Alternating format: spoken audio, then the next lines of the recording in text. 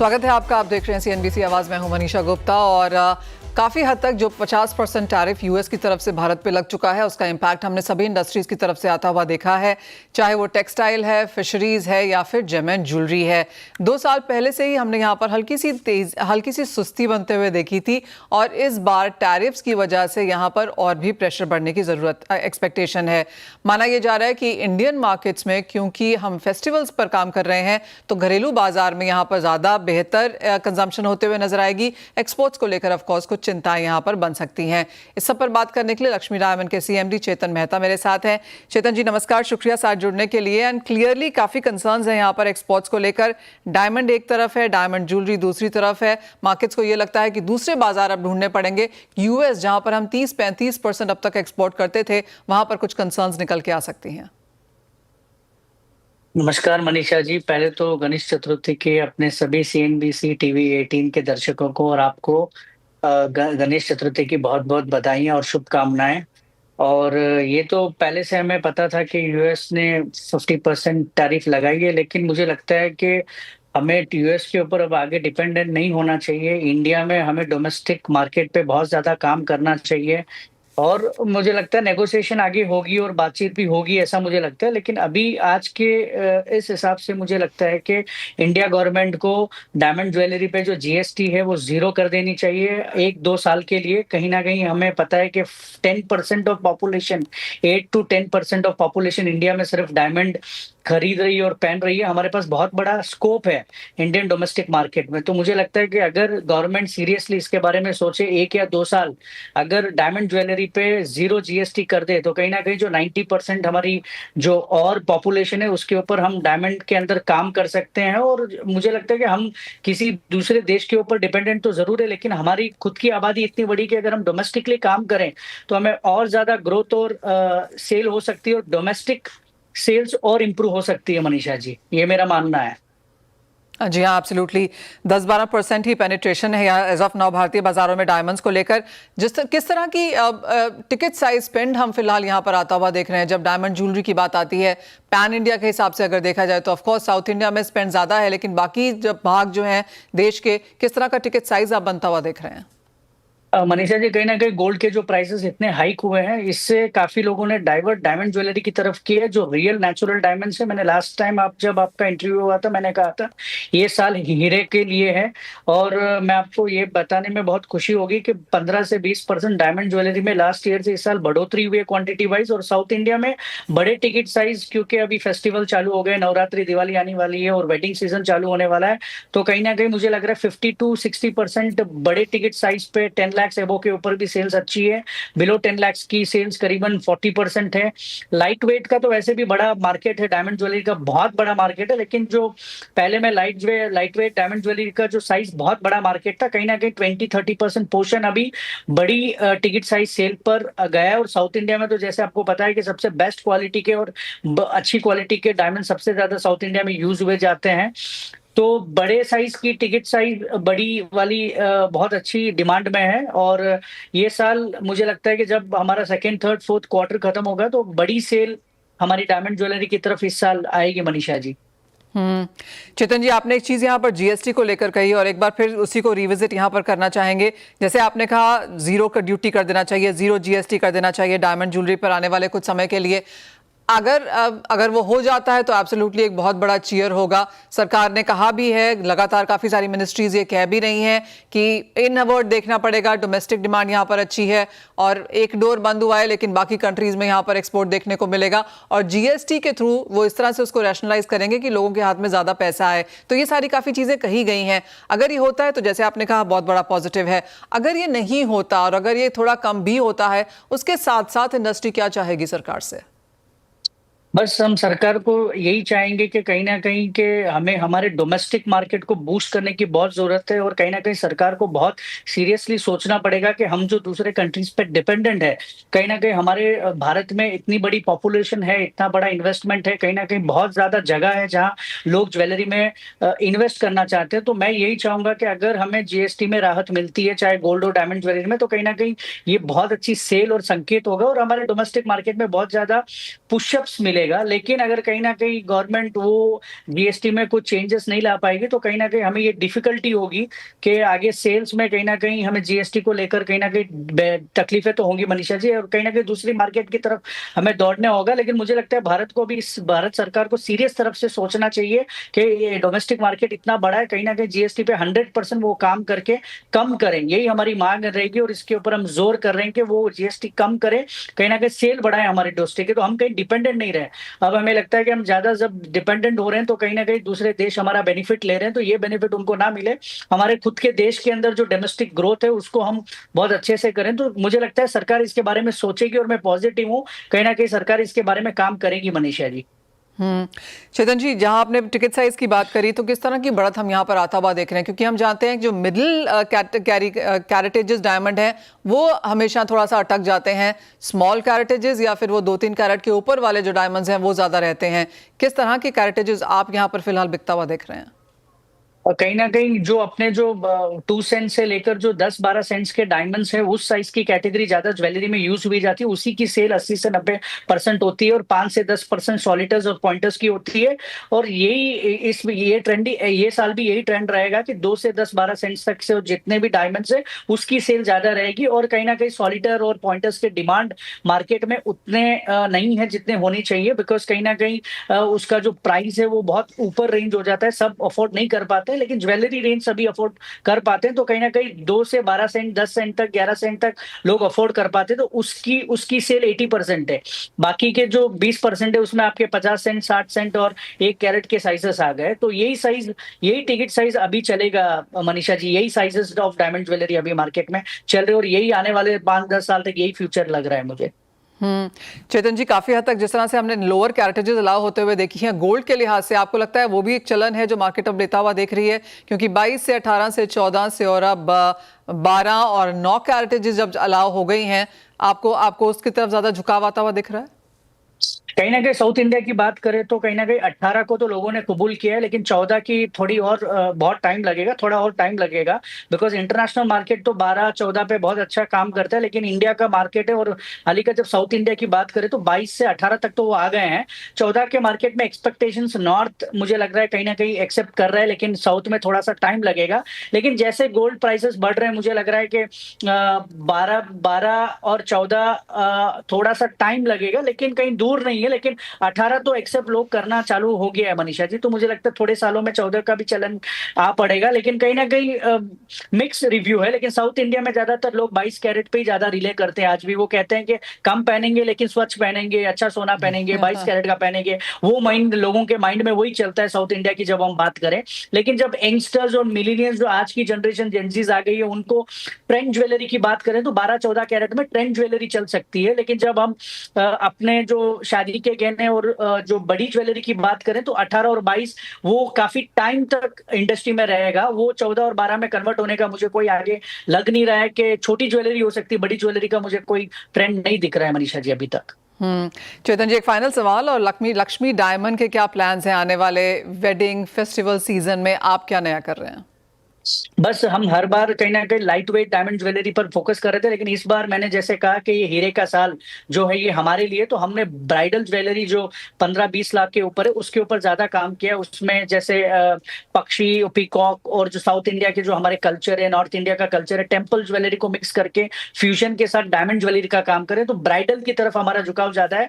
हमें पक्का यकीन है कि लास्ट ईयर से इस साल डायमंड ज्वेलरी में हम मिनिमम 20% ज्यादा करेंगे और मार्केट बहुत पॉजिटिव है। जैसे गोल्ड प्राइसेस बढ़ रहे हैं मनीषा जी, लोगों का ज्यादा झुकाव डायमंड ज्वेलरी की तरफ आ रहा है और ब्राइडल का ज्यादा इस बार सेल होगा, ये मेरा मानना है। उसी के ऊपर लक्ष्मी डायमंड्स भी काम कर रहा है कि बड़ी ज्वेलरी के ऊपर हम ज्यादा काम कर रहे हैं मनीषा जी। आपको जाने दें उससे पहले आपसे एक सेंस चांदी पर भी लेना चाहेंगे। चेतन भाई, बहुत सारे लोग जिनसे मेरी बात हो रही है वो कह रहे हैं कि हाँ, गोल्ड बहुत एक्सपेंसिव हुआ है, तो चांदी और डायमंड का भी जो कुछ संगम है, इसके बारे में भी काफी लोग अब इसके ऊपर भी एडवेंचर कर रहे हैं, ट्राई कर रहे हैं इसको। लेकिन अगर चांदी की बात की जाए तो आज हमने ऑल टाइम हाई यहां पर बनता हुआ देखा है, 1,16,900 रुपए पर किलो का। इस पर आपकी क्या सेंस है? मनीषा जी, चांदी तो न्यू गोल्ड है इस जमाने का, लेकिन कहीं ना कहीं कॉम्बिनेशन चांदी और हीरे का बहुत दूर दूर तक अभी तक दिख नहीं रहा है। हाँ ठीक है, कोई ट्राई कर सकता है। मुझे नहीं लगता है कि उसका बहुत बड़ा मार्केट होगा। हो सकता है कि जो सीवीडी है वो चांदी के साथ बहुत अच्छा जा सकता है, बिकॉज उसका रैप बनता है। लेकिन नेचुरल डायमंड्स और सिल्वर का रैप मुझे कहीं अभी तक दिख नहीं रहा है। लेकिन कोई टेस्ट एंड ट्रायल करे तो कहीं दूर नहीं, लेकिन अभी आने वाले 10 साल में तो मुझे चांदी और हीरे का कोई प्रपोजनेट टारगेट नहीं लग रहा है मनीषा जी, क्योंकि हीरा सिर्फ सोने के साथ ही बहुत बेहतर बनता है, बिकॉज वो जो ज्वेलरी उठ के आती है, और कहीं ना कहीं डायमंड प्राइसेस भी अच्छे हैं, तो उसके साथ ये कॉम्बिनेशन हो सकता है। ट्रायल एरर हो सकता है, लेकिन मुझे फ्यूचर अभी फिलहाल आने वाले 10 साल चांदी और हीरे के साथ नहीं दिख रहे हैं मुझे। ऑलराइट, ठीक है चेतन जी, बहुत शुक्रिया साथ जुड़ने के लिए और पूरी सेंस के लिए भी। और जैसे कहा गया कि अगर जीएसटी नीचे लाया जा सकता है तो फिर इंडियन ज्वेलरी में डिमांड के तौर पर यहाँ पर एक बहुत बड़ा बूस्ट आता हुआ नजर आएगा, क्योंकि सिर्फ 10 से 12% लोग एज ऑफ नाउ यहाँ पर डायमंड पहनते हैं, लेकिन एस्पिरेशंस ऑफ कोर्स काफी ज्यादा हैं। लेकिन एक फोकस चांदी पर फिर से कर लेते हैं। chartandchart.com के Vikas Bagaria and pro intelli trade services के दिनेश सोमानी हमारे साथ हैं। दिनेश जी नमस्कार, कैसे देखते हैं चांदी के प्राइसेस? क्योंकि अंतर्राष्ट्रीय बाजारों में वो हाई अभी भी छूना बाकी है, लेकिन भारतीय बाजारों में हम नए नए हाईज लगातार बनता हुआ देख रहे हैं। आप म्यूट पर हैं। I am sorry. जैसे कहा कि सिल्वर की गिरने की स्पीड धीरे धीरे धीमी धीमी धीमी होती है और जो बढ़ने की स्पीड है तुरंत से हो जाती है। पिछले वीक या लास्ट टू लास्ट वीक हमने देखा था कि 1,10,500 के लेवल्स सिल्वर ने ऑलमोस्ट छुए थे। वहां से करीब करीब 6,500 रुपया तेज हो चुकी है। अभी all time high Indian markets में ट्रेड कर रही है 1,17,000 के आसपास। मुझे लगता है कि आने वाला समय सिल्वर के लिए एक बहुत ही अच्छा समय साबित हो सकता है और गोल्ड की तेजी मुझे लगता है यहाँ थमती हुई नजर आती है और सिल्वर में एक नया मूव हमें देखने को मिल सकता है। इंटरनेशनल मार्केट में अभी भी जो 39.52 का 14 इयर्स हाई लगा था वो अभी भी हाई टच करना बाकी है, लेकिन इंडियन मार्केट में वो हाई सरपास कर चुका है। मुझे लगता है कि 16,000 का लेवल अभी हाल फिलहाल एक हफ्ते के लिए बेस बनाकर चलेगा। ऊपर में 1,18,400 1,20,200 के लेवल हमें देखने मिल सकते हैं। दिनेश जी, थोड़ा सा अपनी नेक्स्ट टिक आउट करेंगे, बताएंगे दिवाली तक क्या नजर आता है अब यहाँ पर चांदी में? आई नो बहुत सारे moving parts of the puzzle हैं यहाँ पर, लेकिन क्या लगता है? बिल्कुल 1,25,000 मिनिमम लगता है, 1,33,000 मैक्स टू मैक्स अपसाइड लगता है। 123 कह रहे हैं आप? 125 मिनिमम, 133 मैक्सिमम। ओके। विकास, आपको क्या लगता है ऑन टेक्निकल चार्ट्स कहाँ पे जाती हुई नजर आती है चांदी इस दिवाली तक? जी गुड इवनिंग मैम। हाँ मैम, चांदी में जैसे देखने के लिए मिल रहा है कि हर बार इसका बेस शिफ्ट हो रहा है। पहले 1,04,000 का सपोर्ट जोन था, वहां से बाउंस करके 1,13,14,000 का हाई करने के बाद रिट्रेस करके 1,08,000 और अब जो सपोर्ट जोन है 1,10,000 के करीब देखने के लिए मिला है और वहां से एक अच्छा बाउंस भी देखने के लिए मिला और ऑल टाइम हाई पे भी है। मेरे को लग रहा है कि इसमें अभी एक फ्रेश ब्रेकआउट देखने के लिए मिल रहा है। तो अब जो सपोर्ट है मेरे को लगता है 1,12,000 और 1,11,000 के करीब है।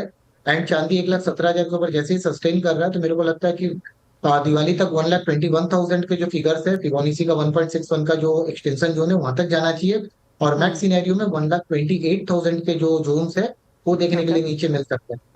यानी कि 1,15,00,000 की चांदी इस दिवाली तक देखने को मिल सकती है। दिनेश जी, सोना कैसे देखते हैं? और जैसे आपने कहा कि यहाँ पर कुछ स्टेबिलिटी है, बहुत बड़ी तेजी देखने को नहीं मिलेगी, तो गोल्ड प्राइस इसकी क्या रेंज रहेगी? कि ये 7वां सेशन है जहां गोल्ड हरे निशान में ट्रेड कर रहा है। 98,500 के लेवल्स हमने देखे थे और वहां से निरंतर बढ़कर ये करीब करीब 3,000 रुपए तेज हो चुका है। 1,01,600 के आसपास ट्रेड कर रहा है। मुझे लगता है कहीं ना कहीं 1,0800 के आसपास ये रेजिस्ट करेगा। यहाँ से नीचे अगर कोई 200 रुपया 300 रुपया मिलता है 1,01,400 के आसपास, तो वहां खरीदारी की जा सकती है। 1,01,800 के अपसाइड टारगेट लगते हैं। मुझे लगता है गोल्ड कहीं ना कहीं यहाँ से अब थोड़ा सा थमता हुआ नजर आएगा और सिल्वर में एक बड़ा मूव आता हुआ नजर आता है। चलिए, 1,00,000 के आसपास होना है, यहाँ पर भी थम जाए तो बहुत है। विकास, क्रूड कैसे देखते हैं आप? क्योंकि यहाँ पर इन द नेगेटिव हैं हम ऑन मंथ, ऑन ईयर, पिछले 12 महीने के लिहाज से भी। क्या यहाँ से भी बिकवाली की राय? हाँ जी मैम, क्रूड ऑयल में सेल ऑन राइज लगता है। हायर एंड पे 5750 5850 एक रेजिस्टेंस के तौर पे उभर रहा है। तो जब तक 5850 के ऊपर क्रूड सस्टेन नहीं करता है तब तक सेल ऑन राइज रहेगा। कोई भी अपटिक में बेचना चाहिए। 5,850 5,900 का स्टॉप लॉस रखना चाहिए। लोअर एंड पे 5,500 एंड 5,400 के जो जोन्स है वो टारगेट के तौर पे देखे जा सकते हैं। जी मैम। ऑल राइट, तो कुछ बिकवाली यहाँ पर कच्चे तेल में आ सकती है, सोना सपाट रहेगा, लेकिन चांदी में एब्सोल्युटली खरीदारी की राय यहाँ पर बनती हुई। लेकिन इसी के solar flower mills federation of India के प्रेसिडेंट नवनीत चितलांगिया हमारे साथ हैं। नवनीत जी नमस्कार। और जो नोटिफिकेशन हमने सरकार की तरफ से आता हुआ देखा, बाजार को ऐसा लगता है कि ज़रूरत बिल्कुल नहीं थी, क्योंकि फसल पिछले साल के कंपैरिजन में अच्छी खासी है, सरकार के पास प्रोक्योरमेंट जोरदार है, भाव भी यहाँ पर काफ़ी स्टेबल हैं। उसके बावजूद भी जिस तरह की एक्सटेंशन और वो भी कड़े नियमों के साथ आई है, आपका क्या रिएक्शन है? नमस्ते मनीषा जी, एकदम आपका सही कहना है कि इस साल ऐसे भी क्रॉप बहुत अच्छी साइज में आया हमारे पास में, और आज के दिन भाव भी एकदम स्टेबल थे। तो इसकी रिवाइज होने की, स्टॉक लिमिट्स की कोई आवश्यकता नहीं थी बाजार को आज के दिन, क्योंकि बाजार एकदम स्टेबल चल रहे हैं, एम्पल अवेलेबिलिटी है, कहीं पे अवेलेबिलिटी की किसी भी कोने में कोई कमी नहीं है। तो ये अगर ऐसे ही चलते तो ठीक था, लेकिन अब क्योंकि सरकार ने कर दिया है, एक फेस्टिव सीजन आता हुआ दिख रहा है और उसके कारण एक प्रिकॉशनरी मेजर लिया है, तो फिर हमने एक्सेप्ट किया कि ठीक है, कोई दिक्कत नहीं है हम लोगों को इसे स्टॉक लिमिट्स लगाने में, रिवाइज करने में, लेकिन आज इसकी कोई आवश्यकता नहीं थी।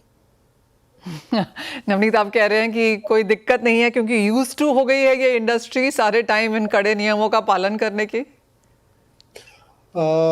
इंडस्ट्री को अब आदत सी पड़ गई है। 3 साल से ऐसा हो रहा है कि हम लोग एक तो एवरी फ्राइडे रिपोर्टिंग भी कर रहे हैं, हमारे पास स्टॉक्स कितने हैं, और ऊपर से हम हर क्वार्टर में देख रहे हैं कि कोई ना कोई रिवीजन स्टॉक लिमिट्स को लेकर के आ जाता है।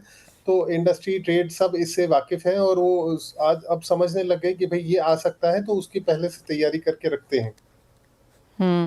नवनीत, जिस तरह से ये आया है तो बाजार को ये भी लगता है कि सरकार के जो इनिशियल एस्टिमेट्स थे, जो कि ट्रेड से काफ़ी ज़्यादा हैं गेहूं के उत्पादन को लेकर, वो शायद यहाँ पर कम रह सकते हैं। साथ ही साथ जिस तरह की बारिशें हमने होते हुए देखी हैं, क्या उसका भी इम्पैक्ट है?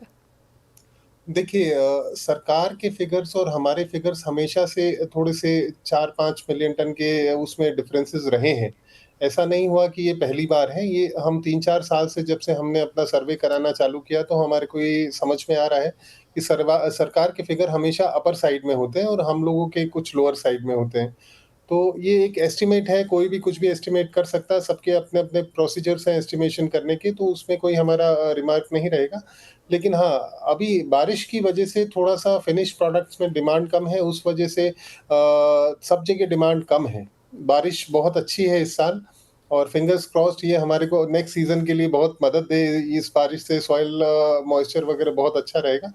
लेकिन हाँ, इस समय इसीलिए थोड़ा-सा जो प्राइसेस हैं उसका मूवमेंट भी कहीं नहीं देखा जा रहा है, क्योंकि बारिश की वजह से एकदम भी डिमांड नहीं है। प्रोडक्ट में मार्केट एकदम बैठा हुआ है, चाहे वो हम फ्लावर की बात करें या फिर हमारे बाई प्रोडक्ट ब्रांड की बात करें, दोनों में उठाव एकदम नहीं है।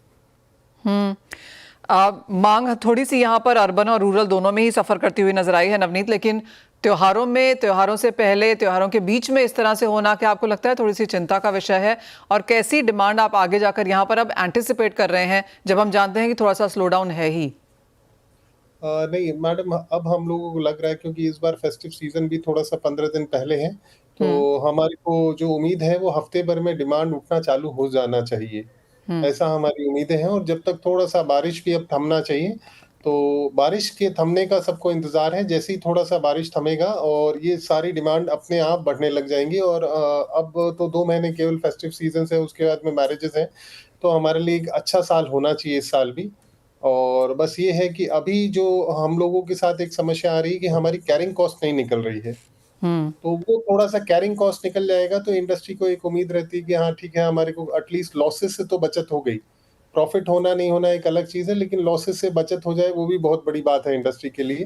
तो सब इसी उम्मीद में हैं कि थोड़ा-सा डिमांड आ जाए, तो थोड़ा-सा चाल बने हमारे प्रोडक्ट में भी, तो थोड़े से प्राइस अगर इंक्रीज़ होंगे, तो वो जो कैरिंग कॉस्ट है वो निकल जाए इंडस्ट्री की। नवनीत, जिस तरह से हम बात लगातार यहाँ पर करते रहे कि अब पर्याप्त अवेलेबिलिटी है, क्योंकि सरकार के पास अच्छी खासी प्रोक्योरमेंट है, लेकिन ऐसा नहीं है कि मिलों के पास या प्राइवेट या एफएमसीजी के पास यहाँ पर माल नहीं है। सभी लोग वेल स्टॉक्ड हैं, आप कहेंगे? हाँ, एकदम सभी लोग वेल स्टॉक्ड हैं, और जिस हिसाब से आपने देखा होगा लास्ट 1 मंथ में सरकार का 2 बार ये डिसीजन आया है कि अभी ओएमएसएस और इन मार्केट इंटरवेंशन की कोई ज़रूरत नहीं है। इस हिसाब से हमारे को जो समझ में आ रही है वो है, कहीं न कहीं जो हम लोग एवरी फ्राइडे एक स्टॉक अपडेट करते हैं सरकारी पोर्टल पे, तो तो सरकार के पास भी ये डेटाज अपने आप अवेलेबिलिटी है और उनको दिख रहा है कि कहीं ना कहीं मार्केट में अवेलेबिलिटी अच्छी है, चाहे वो मिलर्स के पास हो, प्रोसेसर्स के पास हो, चाहे वो ट्रेडर्स के पास हो, सबके पास में एम्पल क्वांटिटी स्टॉक्स है। तो इंटरवेंशन की अभी फिलहाल तुरंत में जरूरत नहीं है, इसीलिए सरकार ने 2 बार ये स्टेटमेंट दिया है। मेजर्स उन्होंने जरूर एक्सटेंड कर दिया, लेकिन ओएमएसएस देने की जरूरत है ऐसा उन्हें नहीं लगता। नवनीत, एक और सवाल यहाँ पर प्राइसेस को लेकर अब यहाँ पर क्या सेंस है, क्योंकि ये भी काफी रेंज बाउंड रहे हैं। सरकार की इस खबर के बाद हल्की सी गिरावट जरूर देखने को मिली, लेकिन कोई बहुत ज्यादा इम्पैक्ट नहीं है।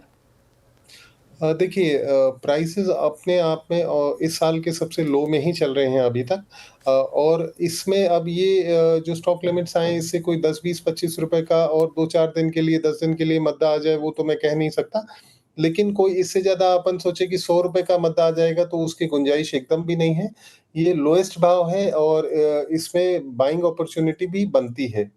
और जहाँ तक रहा अपर साइड जाने का, तो मैं इस साल बहुत ज़्यादा ये नहीं रखता हूँ कि बहुत ज़्यादा अपर साइड में प्राइसेस जाएँगे। लगभग प्रोक्योरिंग स्टेट्स में 2900 रुपए तक जाना चाहिए भाव। क्योंकि अवेलेबिलिटी बहुत अच्छी है, मार्केट में भी बहुत अच्छा स्टॉक लेवल है और साथ ही साथ सरकार के पास भी बहुत अच्छा स्टॉक लेवल है। तो कहीं पे भी अगर स्पेक्युलेटिव ट्रेंड बनेगा, तो सरकार डेफिनेटली तुरंत अपने ओएमएसएस के साथ में तुरंत आ जाएगी। तो इसलिए ये सारे मार्केट को भी पता है कि सरकार के पास में बहुत अच्छा स्टॉक्स है।